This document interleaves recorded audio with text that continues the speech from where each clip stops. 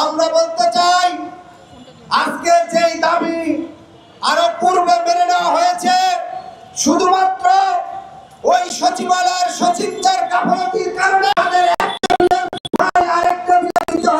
আরেকজন এপিএস কে ফোন দেই ভাই তো ওই জায়গা নিয়ে যাও তার পাশেই টেবিল থাকে পাশেই রুমে থাকে এই রাষ্ট্রকে আমলাতন্ত্রের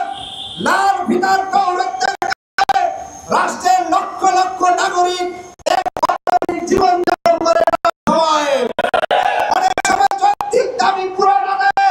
মাসের পর মাস বছরের পর বছর চলে যায় শুধুমাত্র ওই মন্ত্রণালয় ওই সচিবালয়ের সচিবদের কারণে যারা চেয়ারের পাশে বসে তাদের শরীরে চর্বি জমা করেছে তারা মন্ত্রণালয় বসে বসে কোন মন্ত্রণালয় টেন্ডার কোন কোম্পানিকে দিবে অগ্নিকাণ্ডের 16 জন শ্রমিক মারা গেছে আমরা সেই প্রত্যেক শ্রমিকের 1 কোটি টাকা ক্ষতিপূরণের দাবিতে মিরপুরে আমরা কর্মসূচি করেছি অথচ আজকে বড় বড় রাজনৈতিক দলগুলো দাবিদার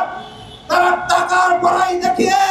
নিজেরা গিয়ে লক্ষ লক্ষ টাকা দান করার জন্য লোক দেখানোর কাজ করে অথচ রাষ্ট্রের নাগরিকদের সমস্যা সমাধানের কার্যকরী কোনো উদ্যোগ গ্রহণ করে না